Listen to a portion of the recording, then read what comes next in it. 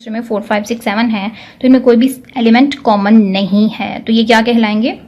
Disjoint sets. अब 5th number पे आ जाता है ओवरलैपिंग सेट्स। अब ओवरलैपिंग सेट्स कौन से हैं? कि sets which have atleast one common element between them. अब पीछे हमने देखा कि कोई भी एलिमेंट कॉमन ना हो तो वो डिसजॉइंट कहलाते हैं। अब कम अज कम एक एलिमेंट कॉमन हो तो वो क्या कहलाएंगे? Overlapping sets. अब इसमें हम अगर एग्जाम्पल लेते हैं तो एग्जाम्पल में हम 2 सेट्स लेंगे और 2 सेट लेंगे तो वो उसकी एक एग्जाम्पल बनेगी। जैसे कि हम ए सेट लेते हैं ABCD और बी सेट में हमने ले लिया DEFG। आप अगर एक सेट में 4 एलिमेंट्स ले रहे हैं, उन 4 में से कोई सा एक एलिमेंट उठा के दूसरे में लिख लें, 2 भी लिख सकते हैं, लेकिन कम से कम एक एलिमेंट जरूर होना चाहिए जो अगले सेट में भी है। अब यहाँ पे आप कोई से भी अल्फाबेट लेते हैं, लेकिन ऊपर वाले 4 अल्फाबेट्स में से आपको एक अल्फाबेट नेक्स्ट सेट में लेना है, तो फिर क्या होगा कि एटलीस्ट वन कॉमन एलिमेंट, जो कि कहलाएगा ओवरलैपिंग सेट्स। 6 नंबर पे आता है इक्विवेलेंट सेट्स, और इसमें आ जाता है sets which have equal number of elements. ऐसे सेट्स जिनमें नंबर ऑफ एलिमेंट्स इक्वल होंगे, कि जितने एलिमेंट्स हम एक में ले रहे हैं उतने ही एलिमेंट्स हमें दूसरे में लेने हैं। अब हम एलिमेंट्स चाहे तो डिफरेंट ले लें, कि अगर एक में हम काउंटिंग नंबर्स ले रहे हैं तो दूसरे में अल्फाबेट्स ले लें, तो भी ऐसा भी ठीक हो सकता है। लेकिन आपको देखना सिर्फ ये है कि equal number of elements. Number of elements mean elements की तादाद सेम होनी चाहिए, इक्वल होनी चाहिए, कि जितने एक में एलिमेंट्स हैं उतने ही दूसरे में हैं। जैसे कि हम एक एग्जांपल लेते हैं, एक सेट में एक सेट में अगर 1 2 3 4 5 एलिमेंट्स लेते हैं तो दूसरे में भी 1 2 3 4 5 टोटल 5 एलिमेंट्स हैं, BQRST। जस्ट हमने देखना ये है कि जितने एलिमेंट्स एक में हैं उतने ही दूसरे सेट में भी होने चाहिए। Next type is equal sets.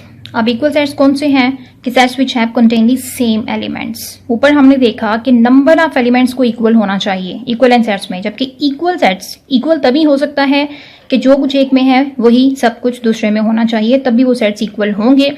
तो sets which contain the same elements, के दोनों सेट्स में सेम एलिमेंट्स होंगे तो हम कहेंगे कि वो क्या है? इक्वल सेट्स हैं। अब ए में अगर हम ले रहे हैं 2 3 5 7, बी में मैंने इसकी तरतीब चेंज कर दी है, इसको रीऑर्डर कर दिया है, 5 7 3 5 अब 3 2। अब किसी भी तरह से इनको रीऑर्डर कर सकते हैं, चाहे तो जो एलिमेंट जैसे आपने ए सेट में लिखे हैं उसी तरह से बी सेट में लिख दें, 2 3 5 7 2 3 5 7, तो भी वो क्या कहलाएंगे?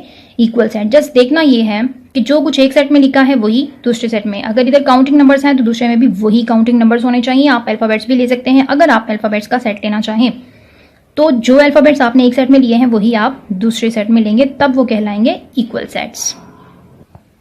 8 नंबर पे आ जाता है यूनिवर्सल सेट। अब यूनिवर्सल सेट कौन सा है? A set which contains all sets under consideration, it is denoted by you. सिर्फ हम इस सेट को, यूनिवर्सल सेट को यू से रिप्रेजेंट करते हैं, बाकी पीछे हमने जितनी भी टाइप्स पढ़ी हैं उनमें हम कोई सा भी लेटर ले सकते हैं।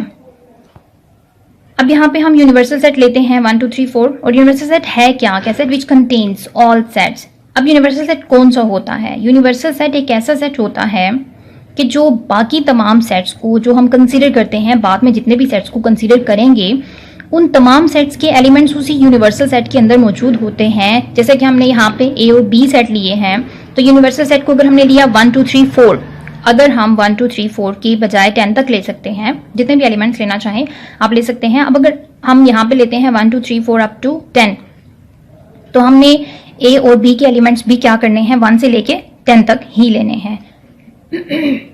इससे ना तो ज्यादा ले सकते हैं और ना ही उसके अलावा कोई भी ले सकते हैं। अब यहाँ पे हमने यूनिवर्सल में सिर्फ 4 एलिमेंट्स लिए हैं, 1 2 3 4। अब ए में जो एलिमेंट्स लेंगे वो क्या होंगे? सपोज 1 2, आप 1 2 के अलावा इन 4 में से कोई भी ले सकते हैं, 1 ले लें, 2 ले लें, 3 ले लें। लेकिन ए में अगर हम लेते हैं 1 2, बी में मैंने लिए हैं 3 4, तो ये क्या कहलाएगा कि यूनिवर्सल सेट से ही हमने ये दोनों सेट कंसिडर किए हैं।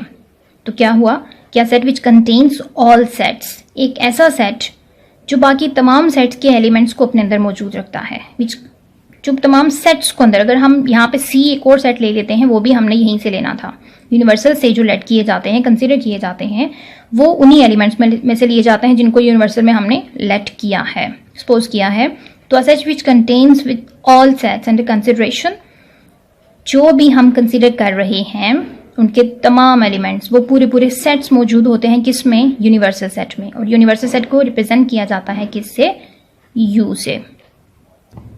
नेक्स्ट हम डिस्कस करते हैं कि how is a set represented. एक सेट को रिप्रेजेंट कैसे किया जाता है? A set can be represented in 3 forms. किसी भी सेट को रिप्रेजेंट किया जाता है 3 फॉर्म्स में। First one is डिस्क्रिप्टिव्स,